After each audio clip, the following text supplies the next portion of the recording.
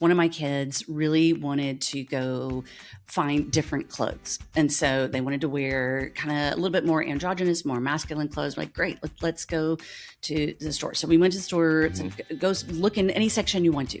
So I went to the men's section, tried on some clothes, came out. The smile on their face, I'm gonna start crying, was like I feel great. I love these clothes. And just that small thing of like wearing clothes that feel good on their body and make them feel good. I'm like, okay, this is real.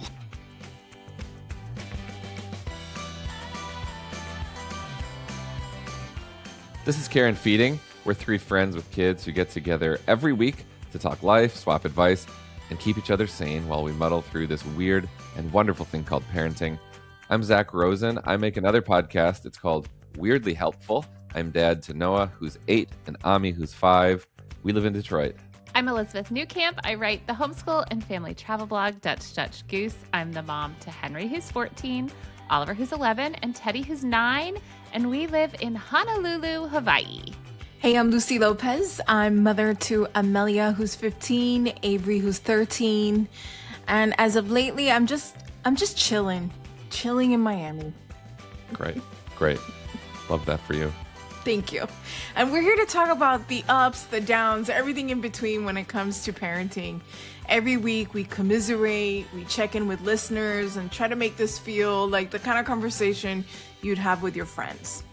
And today we're joined by a very special guest. Mandy Giles is the parent of 2 non-binary young adults and is the founder and CEO of the organization Parents of Trans Youth, which provides learning, support, and community to parents and caregivers of transgender, non-binary, and gender-diverse kids. Mandy, thanks for coming on. Thank you for having me. Glad to be here. We're really so glad you're here. Not only are we going to talk about the wonderful work your organization does to create safe spaces for transgender youth, but you're also going to help a listener who is wondering if she should encourage her daughter to change her name. Mandy, I'd love to help our audience get to know you and your work. Can you tell me a little bit about the origins of Parents of Trans Youth? So my transgender kids are 24 years old. They're both, they're twins, so they're both 24. And the first one came out to us about 10 years ago. And I knew nothing. I didn't know really what transgender meant. I didn't know what non-binary meant. I was really clueless. It was really hard for me to find resources. I did a lot of Googling. I did a lot of reading. I did educating myself, went to different meetings, conferences, whatever. And it was just really hard to find resources and information. The best way that I found information is by talking to other parents of transgender kids. And honestly, that was kind of random. Like there was one time I went to a conference in Houston and I happened to see 2 other parents that I knew from my kids' elementary school. And we're like, we are all here for the same reason.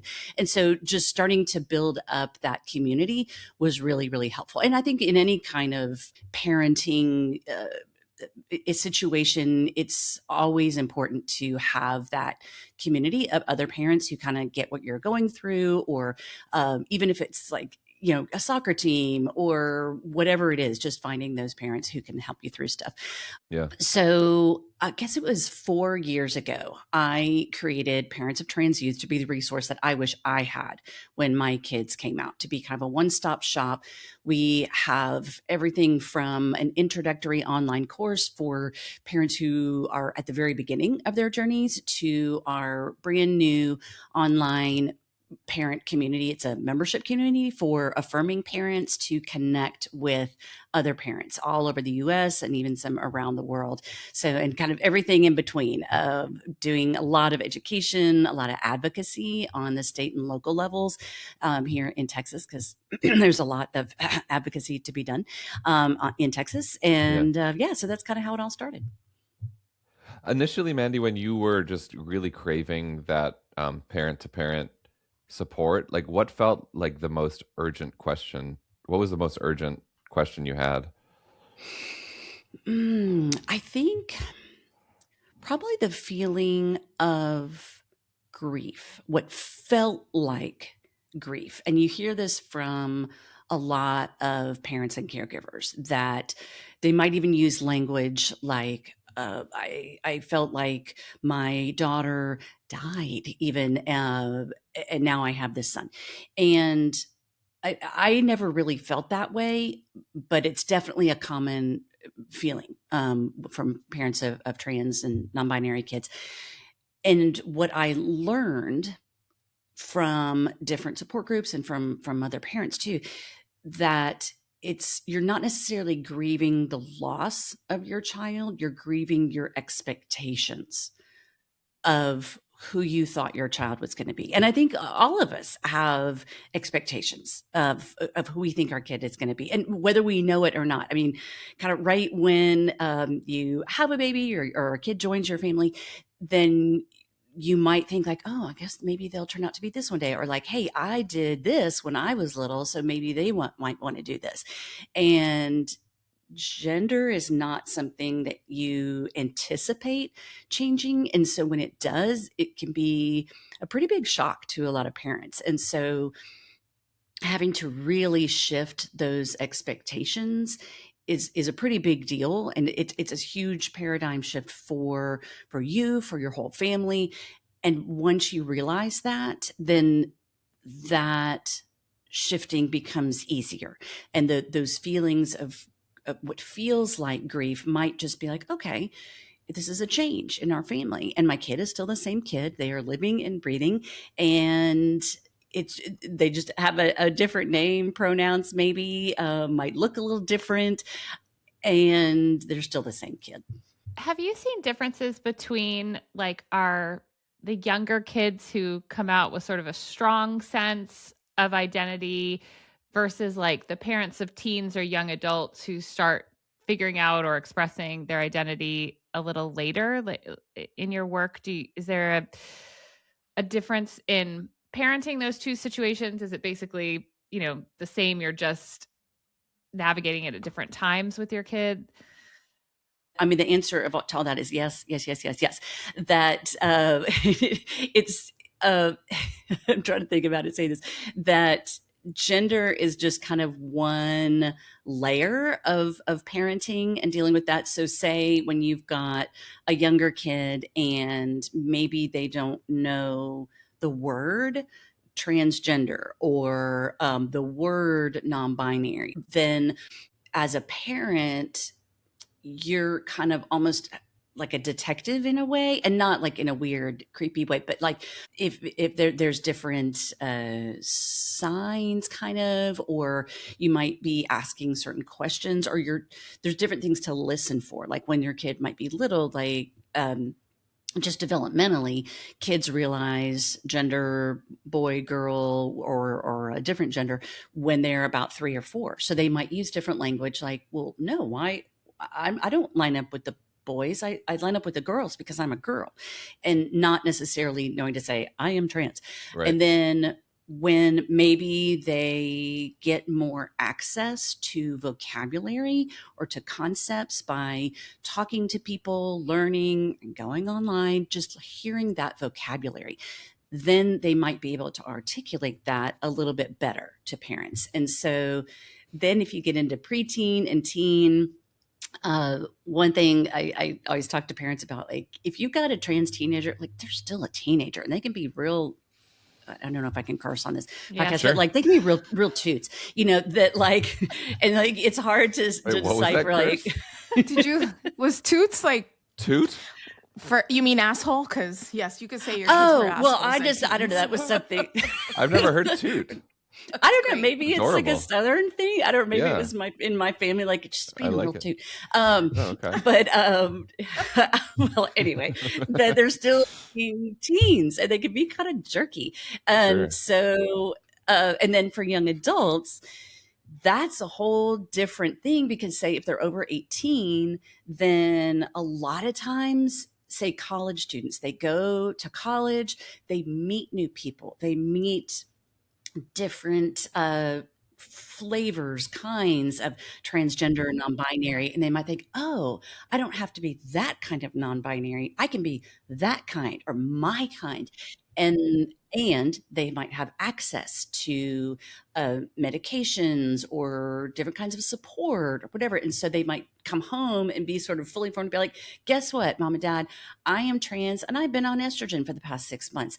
And so that's kind of a different parenting situation just in young adults. Like they need you, sort of, they need sometimes your support, your wisdom, your money, your health insurance, but they are still looking for that independence. So yes, that was a long way of saying, yes, those parenting skills, I guess, are different at each age, but also because your kids are at different ages. You mentioned that your children are now 24, Yes. and I guess the big moment happened 10 years ago. Yes. And I can't help but think of how crazy the hormones are in my house right now. They've been bonkers the past 2 weeks. I have a 15-year-old and a 13-year-old. And I mean, I My can tell heart you the goes out to you. 15-year-old 2 weeks ago had a crush on a girl, and yesterday told me she had a crush on a boy. Okay. So there's all these feelings and emotions happening. Were you able to determine, like, is this hormones? Is this real? Are these real feelings? Is Mm. like, how did you navigate that? Like, my hat's off to you. Wow. Any parent. Like, I don't even know. Like, how do you determine whether it's all the things that are happening or if it's really what's happening? Sure, that's a great question, and that was another thing that I did struggle with. My husband and I, Right. um, and what we learned, and now Yes. what I help other parents learn and understand, is your kid knows who they are, and if they are discover that Mhm. they are transgender or non-binary or some other flavor under the transgender umbrella, they Right. know who they are. And so if Okay. they tell you, hey, I'm non-binary, then they are. Okay. uh, and that sounds very simplistic. I mean, it's just believe people when they tell you who they are. Of course. Right. Right. And if you are having doubts or these questions, these processing, that's where a support group or other parents or a therapist can come in, because it can, if you ask your kid, like, okay, really? Like, do you really know? I mean, are you really transgender, or when did you know? Or like, how did Right. they, yeah, you want to know. And I think just in terms of like percentages of our population, most kids, most transgender kids have cisgender parents. And so as a cisgender parent, we don't necessarily have that information or that experience of like, well, how would you know? Like, that's weird. Like, I don't feel that way. So how would I even Mhm. know? And so if you ask your kid that, like, you really want to know, but what your kid hears is, you don't believe me. You don't think I'm Mhm. telling the truth. I am invalidated. And I think that's in a lot of different things. Like if your kid is saying like, hey, I'm having trouble at school, or, I really don't want to play baseball or whatever it is, then, Have you been listening to our show, Mandy? I have. Um, Thank you. and yeah, sure.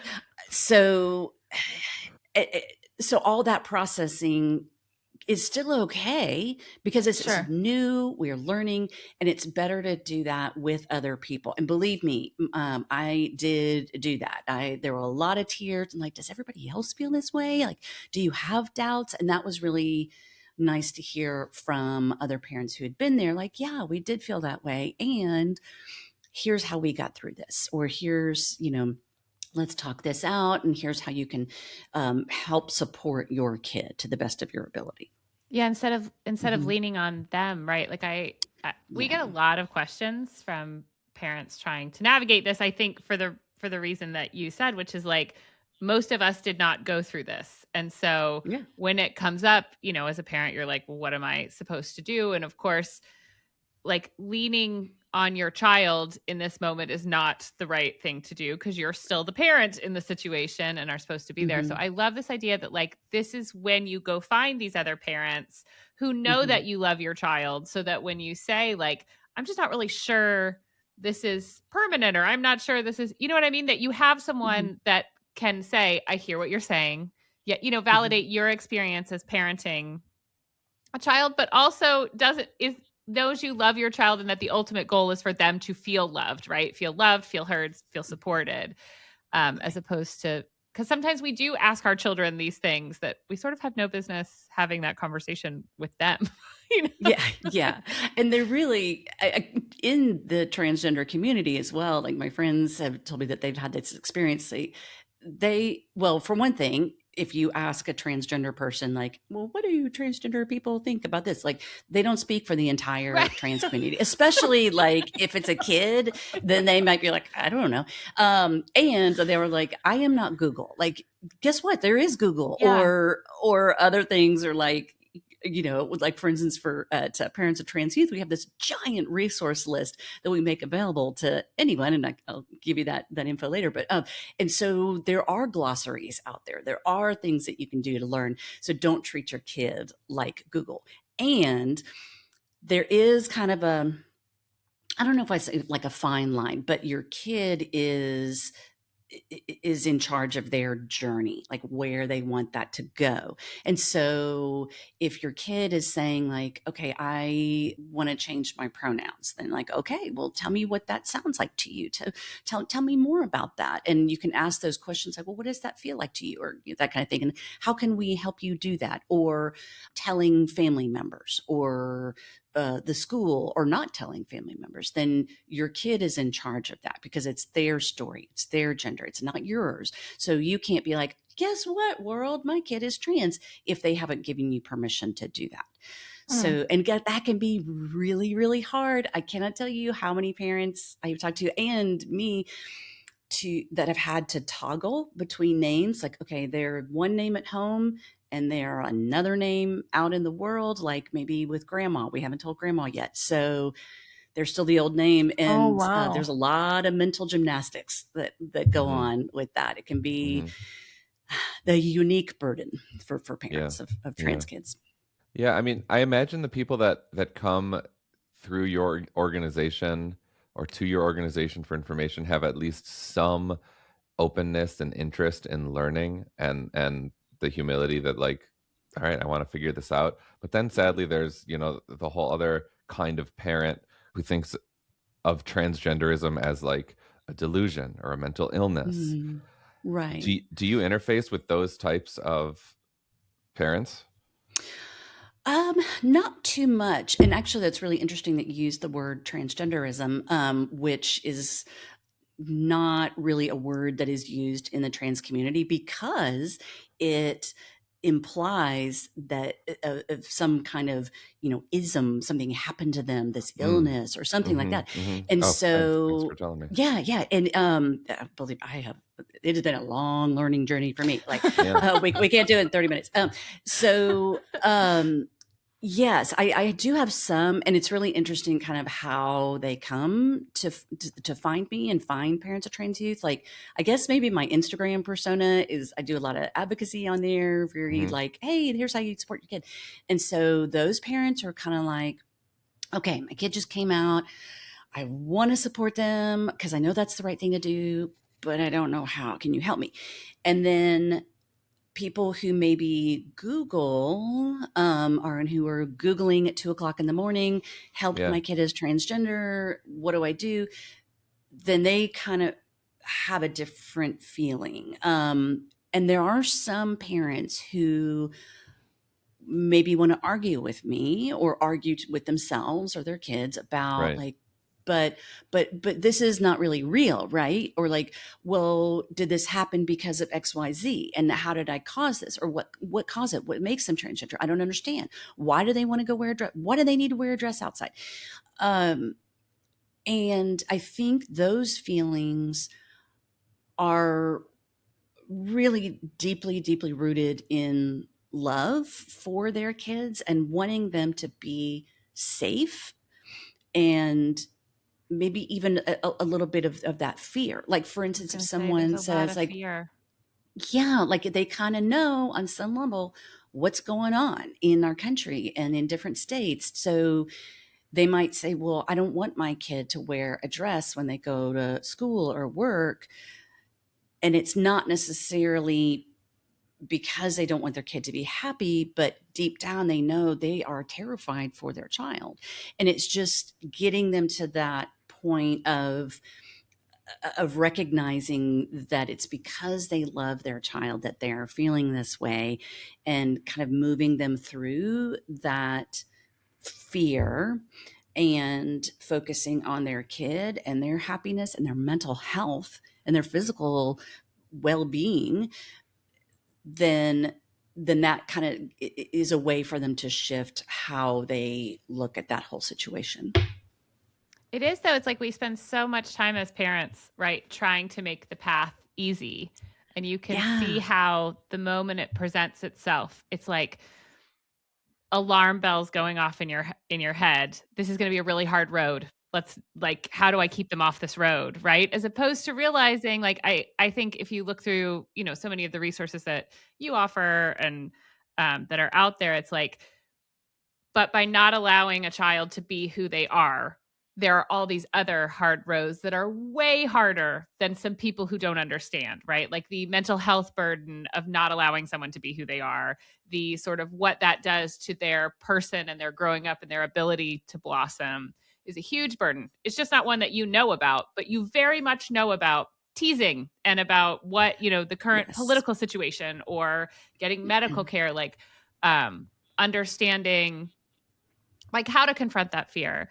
And so if this is your journey with your child, there are lots of other people doing something similar or going through this, can make you feel, not alone. And then as a result, hopefully Yeah. more able to parent through it. Yeah, definitely. And they're a little bit harder to find. Yeah. One of the analogies I use is like, say if your kid, maybe you grew up, well, I'll say I grew up as a theater kid. You totally can't tell that. And then one of my kids is a swimmer and like really good. And like, okay, we're on the track to something big, like Olympics, something, whatever. Yeah. I know about theater stuff and I know all the terms. I know where to get costumes. I know how to be an audience member. I know how to be a theater mom, but I don't know anything about Olympic swimming. So, and I don't even know who to ask. I don't know the equipment. I don't know how to find a coach. I don't know the terms. I don't know anything. And so it's just that much harder to make sure your kid has what they need to succeed and be the best kiddo that they can be with their unique skills and talents and personality and gifts. And so, yeah, it's just harder. Like I tell people, like, you can't just go on Facebook and be like, "Hey, I'm the parent of a trans kid. Let's have a play date." Depending on where you live, Right. like, certain government entities will come find you. And so, or just where, like on a street corner, like, I would like a play date. So that's one of the things that we try to do at Parents of Trans Youth is make that a little bit easier. And having this online community, like, here they are, and it's locked down, it's safe, it's secure, and just having that space to get support and to get that education and expertise from outside experts is just really important for a lot of these parents. Can I just say I love that analogy, because if you told that story to someone and then you were like, so of course I'm making them do theater. Oh, yeah. Oh, I cannot tell you how to push my children. And they're like, no, that sounds awful to me. No. Such a good analogy. Yeah. There's so many parents out there that, don't really understand that we're all doing this together, that we're all learning how to parent as one. So I'm very curious to know what has been your biggest joy so far in your parenting career. Oh my gosh, there's so many. I think I'm going to do, okay, a broad thing is seeing your child be who they really are and helping them get there. Like, for instance, one of my kids really wanted to go find different clothes. And so they wanted to wear kind of a little bit more androgynous, more masculine clothes. Like, great, let's go to the store. So we went to the store, said, go look in any section you want to. So I went to the men's section, tried on some clothes, came out.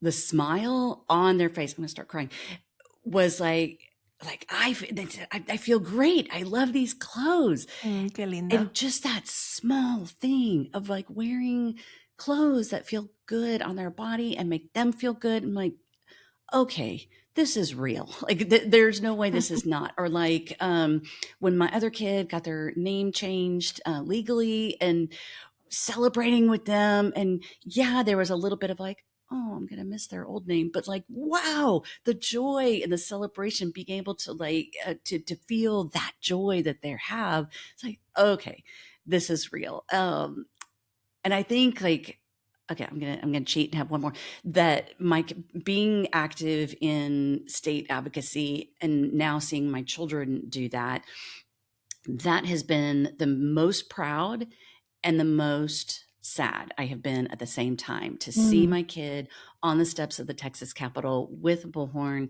yelling for their rights, like this bittersweet moment of like, wow, this is incredible that they're so have this confidence and they know who they are and they're fighting for themselves and people like them, and they have to do it, that they're up there doing that. And so, but it still makes me wonderfully proud to see my kids doing that and speak and using their own voices to speak for themselves and other people in their community.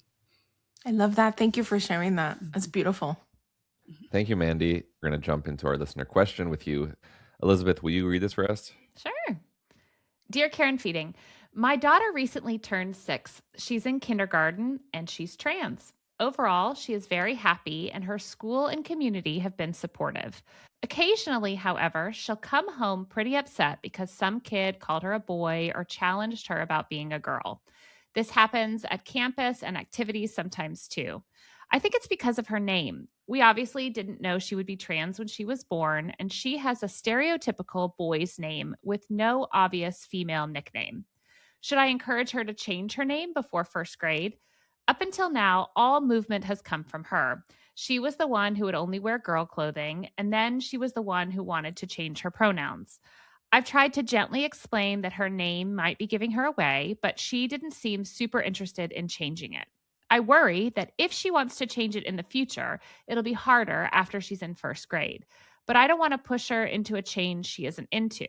Unless maybe I should, because she may not understand how confusing the name is for other kids. I'm not sure. Help! What's in a name? Mm-hmm. Mandy, what do you think?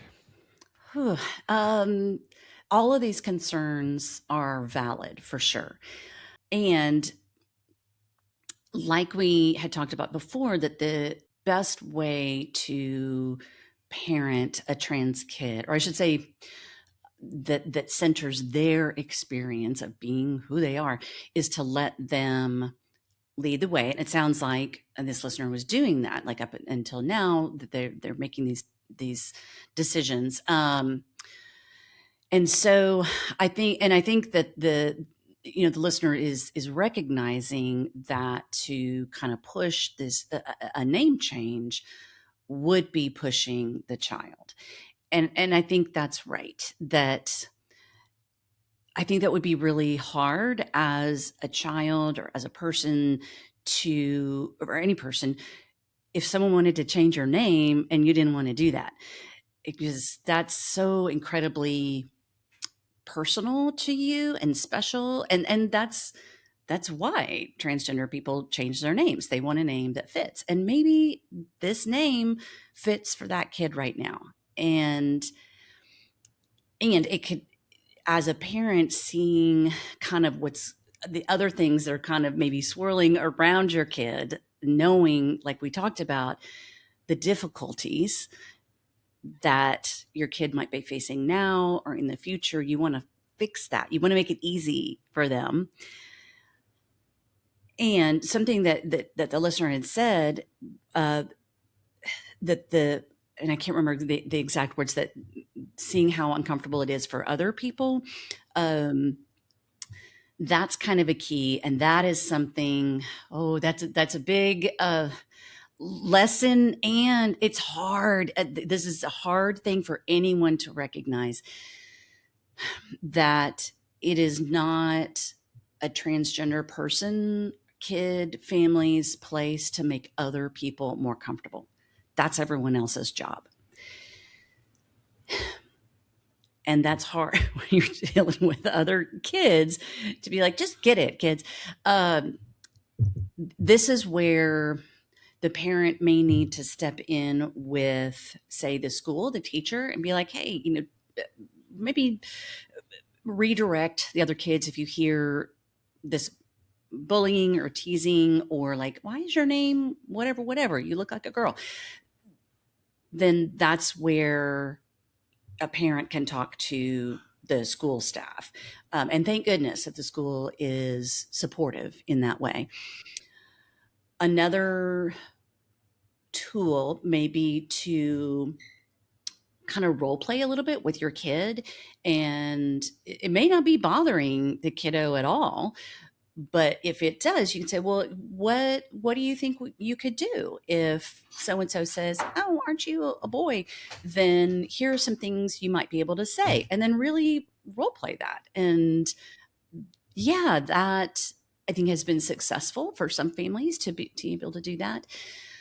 And sometimes names are just names, and we think they might be gendered, but names are not a boy or a girl or any other gender. Like, I know someone who is an adult. She is a trans woman. She is very clearly a woman, and not that matters if it's clear or not. Her name is Jeffrey. And she's like, you know what? I like my name. I was like, why do I have to change it? I'm not changing it for anybody else. I love my name, Jeffrey. And so she's a woman named Jeffrey. So maybe this child is going to be on the forefront of like gender revolution and be like, whatever their name is, like, why can't I be a girl named whatever.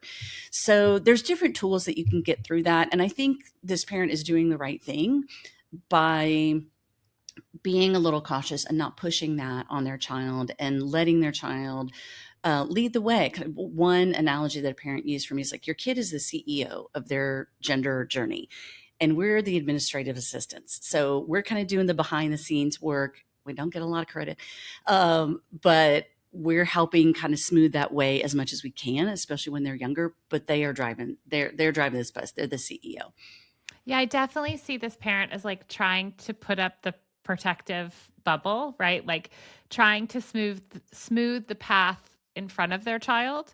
But perhaps, like you said, that's not the way that their child will feel the most loved and supported, right? And it won't really fix the problem. So even if you somehow can, this is makeup in some ways. Like if you got them to change their name, even though they didn't want to, and thought that would make it easier, that doesn't change who your child is. And so I really love that you said, like, let's focus on what we can, which is that your child comes home upset. That is the behavior, okay, because other children are mean.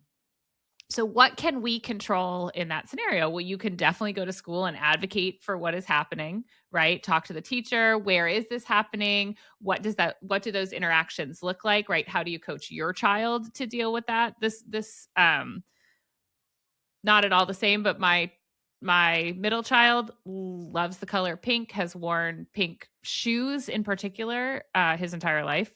And one of the things at some point, I was like, we were shopping and he really wanted these like pink rainbow shoes. And I was just like, okay, I think if you get these, people are going to say things. Do you care? Right? Because he's like my shy child. He doesn't like attention. And he was like, I don't care. They're my favorite. And I was like, okay, great. What are you going to say when we're buying them, right? But I'm like, let's come up, if someone says something, I don't want them to take this joy from you of how much you love these shoes, right? But that was my mental shift of like, between, hey, can I talk you out of buying these, to, wait a minute, no, these bring you joy. How do I make sure no one steals that joy from you? right? Sure. And how do I arm you with that? And also, like, when he would come home because somebody said something, as opposed to me being like, yeah, of course, somebody said something, like, the world is a cruel place. Just like being able to be like, I give you a hug. That, dude, that really sucks that someone said that. I'm so sorry. Your shoes are still cool. I love that you love them. You know, so like, how do we reframe to be about loving and pouring love into this kid, as opposed to necessarily, like you said, making other people feel comfortable or protecting them from that? Yeah. Yeah. And really and empowering them too. Like to be able to say, like, you know what? You're a trailblazer. You're a boy wearing pink rainbow shoes. How Yeah. cool is that? Like you're changing the world, man. And so that can be in any situation, I think. And you know, and this could also be for this listener, like, hey, you know what? You are a girl and you've got this name that some other boys have, but hey, it's your name. And so go for it. You're awesome. And so, yeah, the same thing, the empowerment and pouring that love in and knowing that whatever the situation is, that they are supported at home. And that is the most important thing. No matter what else is going on in the world, they are supported at home. That is the most number one protective factor for so many things. That should be every parent's goal. Yeah. 100%. Always, right? That, I mean, Yeah. sometimes we lose sight of that. Yeah. Yeah. Because our egos get in the way. Like when she was Sure. talking about the name thing, I'm reflecting and I'm like, I don't know if my ego can I've been thinking about that name my entire life. And I was going to name my child this, and this is the name. And I kept it a secret and wrote it in a diary and never shared it with anybody until you came out. And now you want to change it? That would be my argument. But then I would be, Yeah. of course, yeah, change your name. I don't care. But, you know. Yeah, that's a whole other episode, I think. That's because there's so much wrapped up into naming and So- like giving your child the name, and they're rejecting this. So, yeah, that's a whole other But thing. I think it's okay also to acknowledge that, like, you are allowed as a parent to, I mean, you started the episode with this. You're allowed to feel sad about all of those things. But if what you're doing is making sure that your child, feels loved in your home, I think you as the parent have to think about how you feel sad, with who you feel sad, and how you express that sadness, right? It's not that you don't get to feel that. There are so many things in life that we mourn with our children, right? That the expectations just like never match up with the reality. And so how do we mourn that in a way that does not make the child feel unloved? And you're allowed to have your friends and your groups where you say all of those things. This thing was so important to me and I feel hurt because it's getting changed. It's just important we don't say that, right, to that what they hear is, I see that this is important to you and I'm going to be the first to do this for you, whether it be the name change or whether it be not changing the name. Yeah. And to say like, hey, I'm learning, I'm getting support, I'm talking to other parents, and it may take me a minute, but I'm going to get there because you're the most important thing to me. And this girl she knows what she wants. She was the one who would only wear girls' clothing. Yeah, she was the one who wanted to change her pronouns. So just like trust that she's gonna let you know when she does. Yeah. Such a good point, Zach. Like, this is a child who knows what she needs and when she needs it. Yeah. I mean, just how miraculous that happens for kids that young.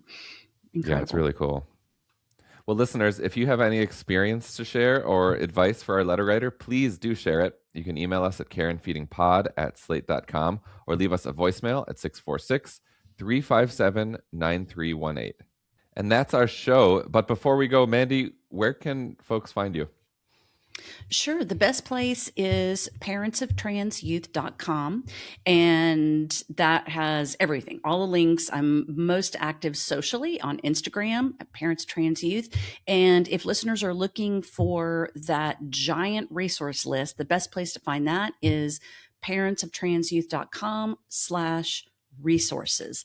And all of our little freebies are on there. They can download that resource list and find all those glossaries and concepts that are really confusing to us all now, but that we can learn together.